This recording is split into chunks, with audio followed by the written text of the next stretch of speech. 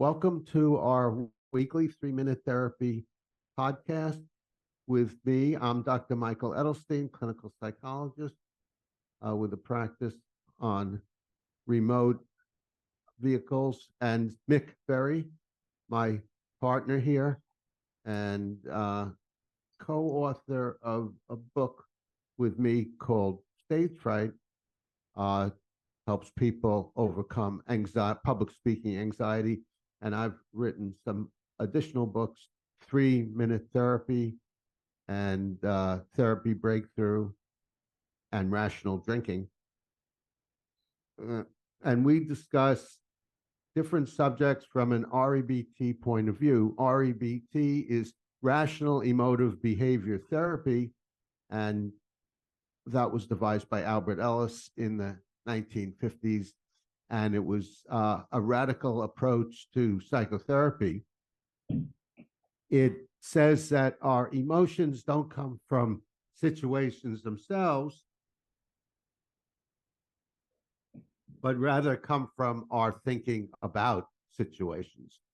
The ideas in our head cause our emotions, not situations. And we're going to be discussing this very subject because behaviorism, an approach to helping people, an approach to therapy, an approach to viewing how and why people function, takes a different approach. It says it's our external circumstances that cause our emotions. That's what's going on in between circumstances and our emotions is just a black box. We don't know what's in there. So we just look at behaviors. And this was devised by B.F. Skinner and Joseph Wolpe in the 50s and became very popular for a while until Albert Ellis got on the scene.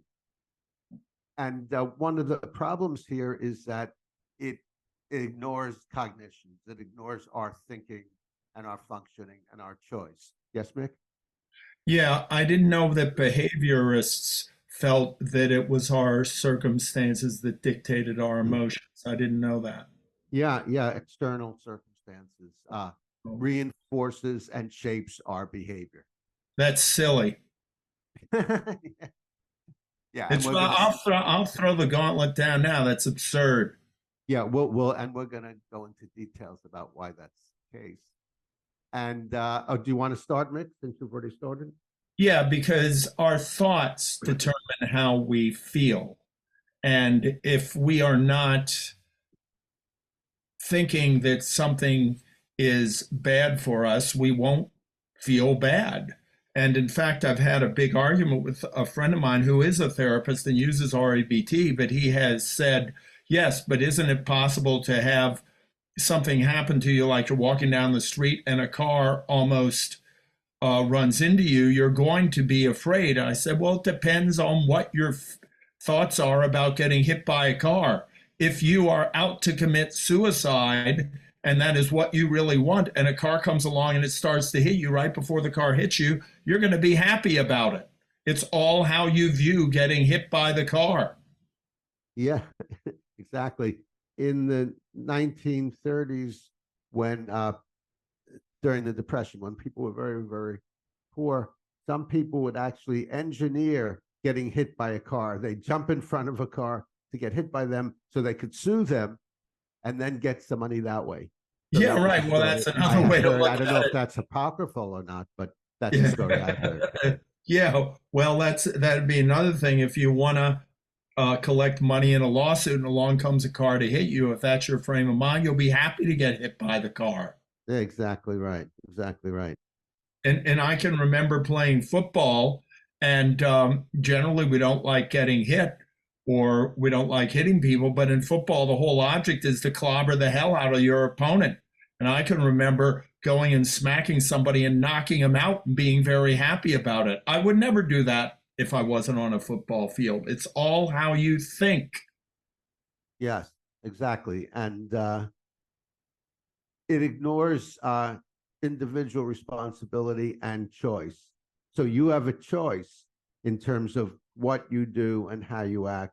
whereas the behaviorist idea is you're a victim of your circumstances and you're reinforced by your circumstances. Yes, Nick? I would also say you have a choice in how you feel, not what you do, just what you do and how you act, but also how you feel about what you do, how you act, and how you feel about what happens to you that you don't have any control over.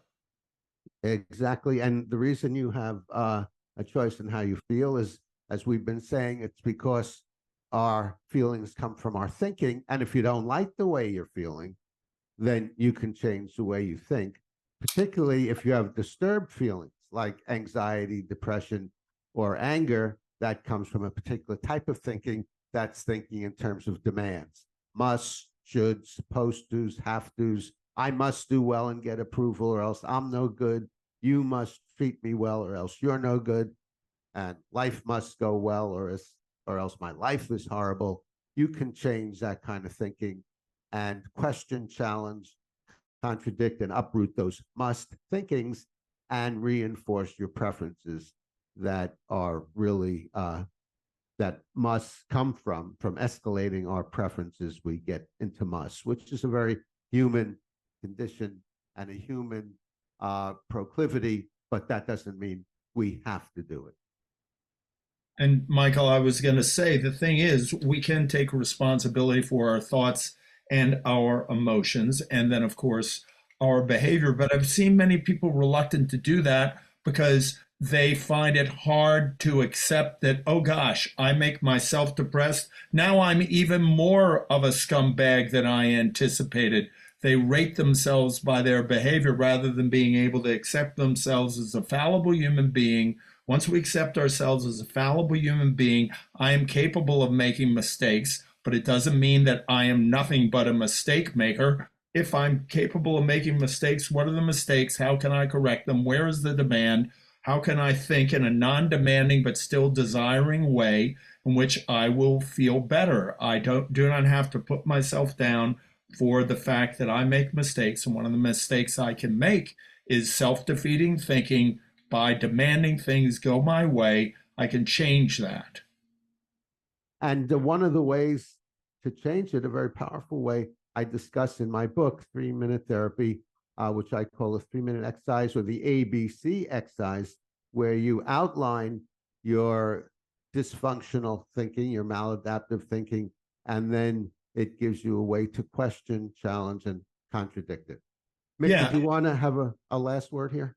Well, I can remember also the thing is the ABC exercise is great, and I do one every day, but it is written, and it's also what do you do when you're driving your car, you're walking around going to an appointment, and if you're late, you can't stop and do an ABC exercise. It would not be prudent to do that. I remember discussing this with you, and I said, well, okay, you can think about, notice what's going on with your thoughts, get rid of the demand with your thinking. But I remember telling you, isn't that being a little neurotic?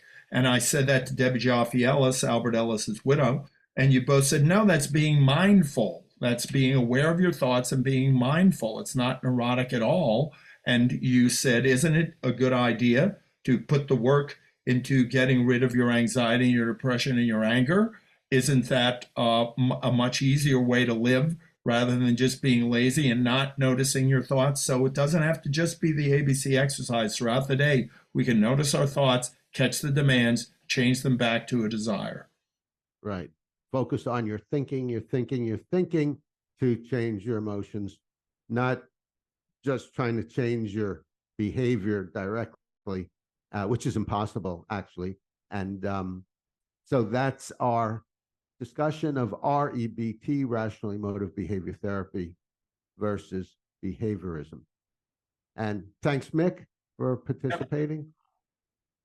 Yes. And thank you, Chris Rossini, our tech engineer. Thanks, Chris.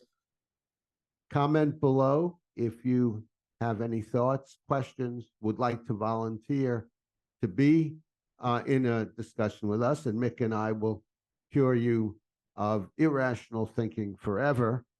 Give us a thumbs up if you enjoyed this or got something valuable from it. Volunteer if you'd like to be a guest on our show, and subscribe to the 3 Minute Therapy podcast to stay on the rational side of life.